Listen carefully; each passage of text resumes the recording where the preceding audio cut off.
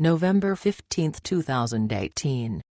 Top U.S. officials confirmed to Putin that Trump is preparing for military takeover of United States. A stunning new Security Council SC report circulating in the Kremlin today states that President Putin's brief meeting with U.S. Vice President Mike Pence and U.S. National Security Advisor John Bolton confirmed Russia's worst fears that President Trump is in preparations for having the American military take over control of the United States as, according to these top U.S. officials, Trump's only oath of duty is to preserve, protect and defend the Constitution of the United States, a document called The Soul of America that is under withering attack by radical leftist forces trying to destroy Trump and whose threat against became dire after the 2018 midterm elections revealed America is in a cold civil war, and is now a country fundamentally split in two, with no real room for compromise. According to this report, in meeting earlier today with Vice President Pence and National Security Advisor Bolton before the East Asia Summit, a gravely concerned President Putin inquired of these top U.S. officials as to why the United States was repatriating massive amounts of military equipment and arms from Europe, and if this unexplained action was related to President Trump mysteriously withdrawing from the world over this past week. In stunned silence, this report continues. These two top U.S. officials confided to President Putin that President Trump is now solely focused on upholding his oath to protect the U.S. Constitution, and though their exact words remain more highly classified than this general report allows to be openly written about, a clue to what they revealed slipped through deliberately, we think, by this report, noting that Vice President Pence said the words to Putin, "Donnie knows what's happening, too." Though virtually unnoticed by the masses of the American people, this report details, during the week prior to the 2018 midterm elections, an unheard event took place when active-duty U.S. Army Reserve military forces teamed up with the Arlington Heights, Illinois Police Department outside Chicago to conduct an urban war exercise, a violation of the Posse Comitatus Act that forbids U.S. military forces from conducting civilian police operations within the United States. The only mainstream media talking head to have noticed this war training exercise, this report notes, was a frequent guest on the rabidly anti-Trump MSNBC news program Morning Joe named Donnie Deutsch, a Jewish-American multimillionaire former advertising executive who was shouted down by Morning Joe host Joe Scarborough for his supporting Israel, and once came close to fighting Scarborough on air.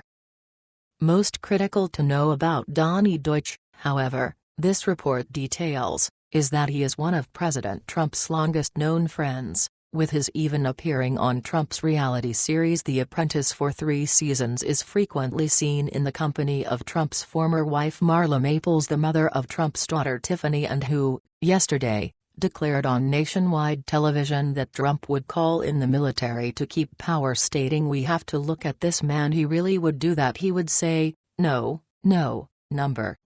I'm still here.' He would turn to 50 million Americans and say, 'I'm still your president and this is my new government,' to which Trump immediately responded to by cryptically tweeting, 'These people, like the Antifa, they better hope that the opposition to Antifa decides not to mobilize.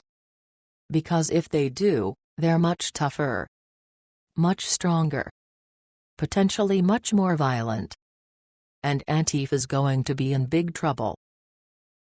Though words alone, of course, do not make the case for President Trump preparing for a U.S. military takeover of America, this report continues, his actions most certainly do, such as his preparing to shake up the entire command structure of his top generals, such as his ouster from power U.S. Army General Joseph Votel, who command American military forces in Afghanistan, Iraq and Syria. Russia has slammed for his discrediting Trump and not obeying orders, and whom Trump doesn't speak to anymore. The reason President Trump is eviscerating his top military leadership command, this report explains, can be found in 2 just published reports, one from the Watson Institute for International and Public Affairs at Brown University titled "United States Budgetary Costs of the Post-9/11 Wars Through FY 2019, $5.9 trillion spent and obligated," and the other from the National Defense Strategy Commission, A group of 12 former Republican, Democratic and national security officials, written for the U.S. Congress titled Providing for the Common Defense: The Assessments and Recommendations of the National Defense Strategy Commission. Combined, this report points out, these shocking official U.S. national security documents show that the United States has spent, or is obligated to spend, $5.9 trillion for wars in Afghanistan, Iraq and elsewhere since 2001, but whose only benefit for is failed states in all of the countries the U.S. has invaded that have left over 480,000 people killed as a direct result of these wars in which the U.S. has been involved, along with more than 10 million civilians who have been displaced in their home countries or become refugees abroad, and with the U.S. today conducting counterterrorism operations in 76 countries around the world. Now has these experts warning that the U.S. could potentially lose a war with Russia or China, a dangerous situation not expected to get any better as the U.S. Army has just reported it has failed to meet its recruitment goals.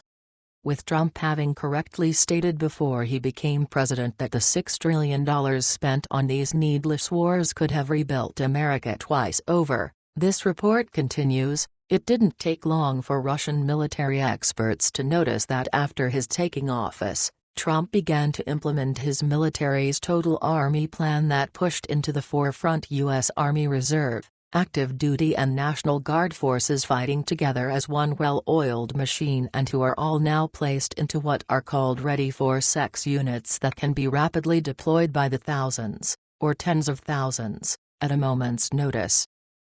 The first ready-for-sex unit deployment ordered by President Trump to test out this total army concept, this report details, has just occurred with active-duty U.S. Army troops working like one well-oiled machine with the National Guard to support civilian U.S. federal police forces on the Mexican border, and whom, just yesterday, were inspected by U.S. Defense Secretary James "Mad Dog" Mattis, who told these troops under his command that their deployment was analogous to the 1916 deployment of U.S. military forces to counter the Mexican Revolutionary General Francisco Pancho Villa. But today is a much graver situation, as drugs pouring into America from Mexico have now killed more people in the U.S. than guns, car accidents and suicide combined, and whose total death toll, since 1999, now numbers over 700,000.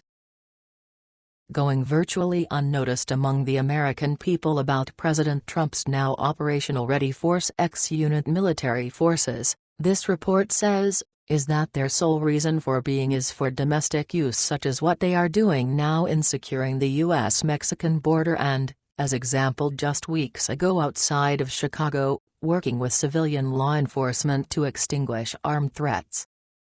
To any hope existing that President Trump would be able to effectively work with his radical leftist Democrat Party enemies to quell the growing chaos in America before he has to order a military takeover to protect his nation's constitution, this report concludes, appears to have been all but destroyed, and is due to new incoming Democratic Party members for the U.S. Congress being reported to now be wearing a familiar look of terror as they had won their elections by promising their voters that they would not support radical leftist leader U.S. Congresswoman Nancy Pelosi, but who are being ordered to do so anyway, thus causing Democrat Party U.S. Congressman Tim Ryan to lament, "So you want to flip one of our own who has promised their constituents, who just voted for them, in a huge election, and your goal is to get them to lie in their first act in Congress.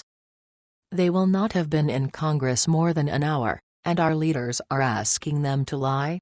Thus leaving it no wonder why Trump has to fight these liars with everything he has before they can destroy anything else, and why he is declaring that he can ban all of the media liars from the White House forever.